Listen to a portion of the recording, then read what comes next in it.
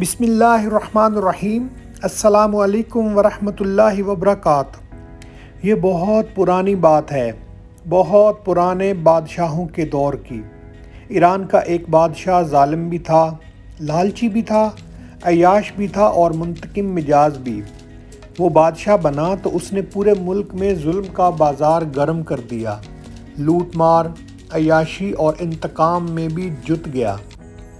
ملک کے حالات خراب ہو گئے، بازار سنسان ہو گئے، لوگ نقل مکانی کرنے لگے، کھیت اور کارخانے اجڑ گئے اور ملک میں خشک سالی اور قحط پڑ گیا۔ لیکن بادشاہ کے کان پر جون تک نہ رینگی۔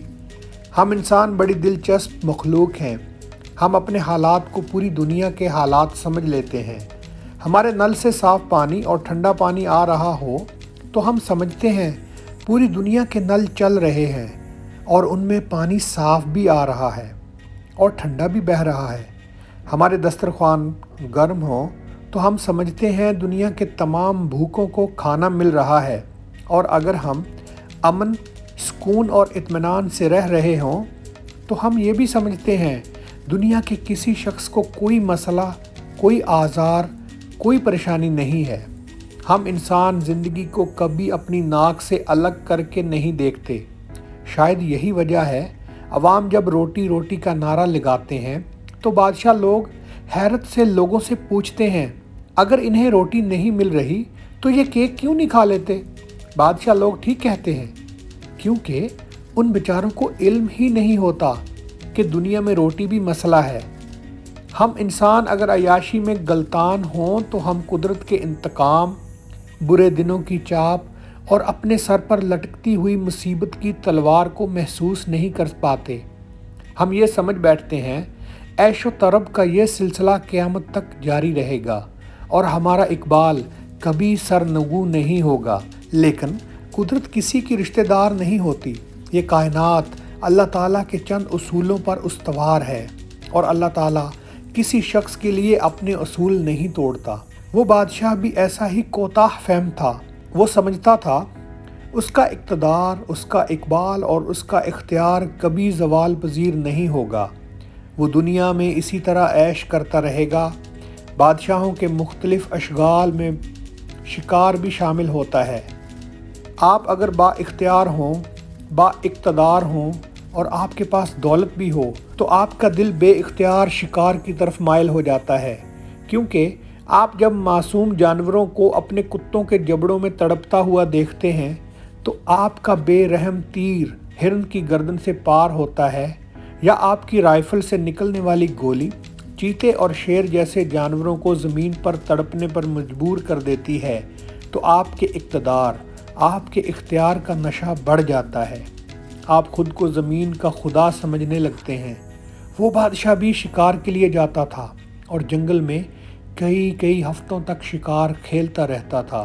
وہ معمول کے مطابق ایک بار شکار کے لیے گیا اور ماضی کی کہانیوں کی طرح وہ بھی رستہ بھول گیا۔ وہ ساتھیوں سے الگ ہوا، اس کے گارڈز، اس کا لشکر کسی دوسری سمت نکل گیا اور بادشاہ کا گھوڑا اسے جنگل کے کسی اندھیرے گوشے میں لے گیا۔ بادشاہ تھک چکا تھا۔ وہ سستانے کے لیے ایک درخت کے نیچے لیٹ گیا اور اسے نیند نے زیر کر لیا۔ بادشاہ نے نیند کے دوران اپنی سانس کو اکھڑتے ہوئے پایا۔ اسے محسوس ہوا جیسے وہ کسی سخت شکنجے میں پھنس گیا ہو اور وہ شکنجہ اسے آہستہ آہستہ دبا رہا ہے اور کسی بھی وقت اس کی جان نکل جائے گی۔ اس نے ہڑبڑا کر آنکھیں کھولیں تو اس نے ایک انتہائی خوفناک منظر دیکھا۔ بادشاہ کو ایک دیو ہیکل اژدہے نے جکڑ رکھا تھا۔ بادشاہ کے پورے جسم سے اژدہا لپٹا ہوا تھا اور اژدہا پھن پھیلا کر اس کے منہ کے سامنے کھڑا تھا۔ بادشاہ کے منہ پر اژدہے کی پھنکاروں کی پھوار پڑ رہی تھی اور بادشاہ بار بار اژدہے کی زبان کو اپنے گالوں، اپنے ماتھے، اپنے ہونٹوں تک آتا ہوا محسوس کر رہا تھا۔ بادشاہ کی جان نکل گئی۔ وہ اپنا آخری وقت اپنے سامنے دیکھ رہا تھا۔ اژدہا ایک پہر تک بادشاہ کے بدن سے لپٹا رہا۔ وہ بار بار اپنی زبان بادشاہ کے گالوں سے رگڑتا تھا اور اس کے جسم کو اپنے شکنجے میں کستا تھا۔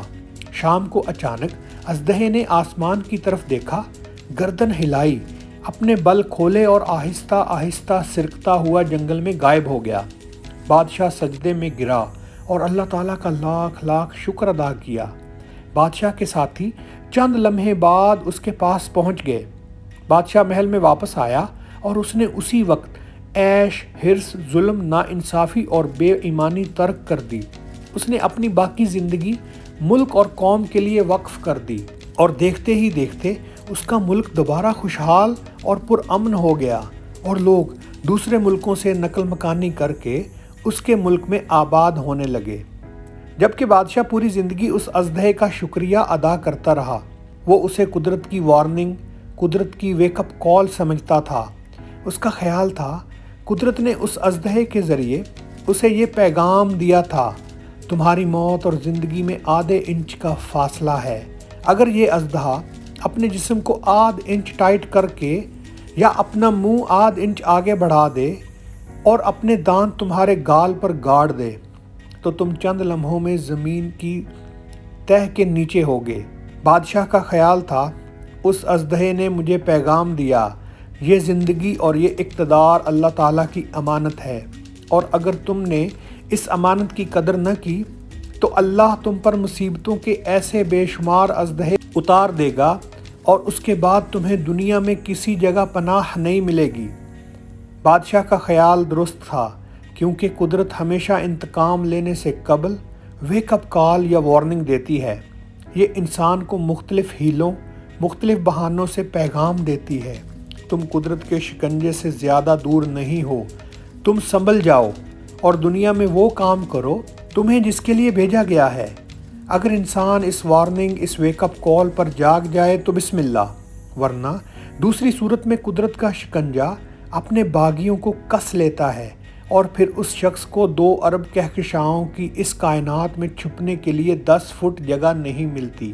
آپ کو اگر یقین نہ آئے تو آپ صدام حسین، حسنی مبارک، کرنل قذافی اور صدر زین العابدین کی مثالیں لے لیجئے۔ یہ تمام لوگ آج کی مثالیں ہیں، اور آپ اپنی آنکھوں سے چند دنوں میں بشار الاسد کا حشر بھی دیکھ لیں۔ یہ وہ لوگ ہیں جنہوں نے قدرت کی ویک اپ کال پر آنکھیں نہیں کھولی تھیں، چنانچہ یہ اپنے ہی ملک میں عبرت کا نشان بن گئے۔ قدرت ہمارے حکمرانوں کو بھی سیلابوں، ڈینگی، کورونا، جعلی ادویات اور آگ کی شکل میں بار بار ویک اپ کال دے رہی ہے۔ یہ ہمیں بھی بار بار بتا رہی ہے، آپ بھی انسان ہیں اور آپ بھی قدرت کے انتقام سے زیادہ دور نہیں ہیں۔ لیکن افسوس، ہمارا حکمران طبقہ اس ویک اپ کال پر توجہ نہیں دے رہا۔ آپ ہر 2-4 سال بعد آنے والے سیلابوں کو دیکھیے، کیا یہ سیلاب بار بار یہ پیغام نہیں دے رہے؟ آپ اپنا نظام ٹھیک کر لیں، آپ ڈیم بنا لیں، آپ پانی کو روکیں، ورنہ دوسری صورت میں دریا جب اپنے کناروں سے باہر نکلتا ہے تو پھر یہ کسی کی پرواہ نہیں کرتا۔ یہ راستے میں آنے والے ہر انسان کو بہا کر لے جاتا ہے۔ لاہور میں کچھ عرصہ قبل جوتوں کی فیکٹری میں آگ لگی اور فیکٹری کا مالک اپنے بیٹے سمیت 25 لوگوں کے ساتھ جل کر مر گیا۔ 2012 میں کراچی میں گارمنٹس فیکٹری میں آگ لگی اور 300 لوگ زندہ جل گئے۔ یہ تینوں واقعات حکمرانوں کو چیخ چیخ کر بتا رہے ہیں، ہمارے ملک میں سیلاب سے بچنے، آگ سے لڑنے اور آگ میں پھنسے ہوئے لوگوں اور ملبے تلے دبے انسانوں کو نکالنے کا کوئی انتظام موجود نہیں، مگر حکمران کانوں میں روئی ڈال کر بیٹھے ہیں۔ آپ تصور کیجئے، اگر خدا نخواستہ اس سیلاب نے کسی دن وزیر اعظم ہاؤس، ایوان صدر، parliament house, governor houses, chief minister houses, Raiwind, Bilawal house یا بنی گالہ کا رخ کر لیا، یا کسی دن خدا نخواستہ ایوان صدر، وزیر اعظم ہاؤس، رائے ونڈ، بلاول ہاؤس یا بنی گالہ میں آگ لگ گئی، تو کیا حکمران طبقے کا حشر بھی کراچی کے فیکٹری ورکروں جیسا نہیں ہوگا؟ کیا یہ لوگ بھی ملک کے دوسرے حصوں کی طرح سفر نہیں کریں گے؟ اور کیا یہ بھی ملک کے دوسرے حصوں کے مظلوم لوگوں کی طرح پانی میں نہیں بہہ جائیں گے؟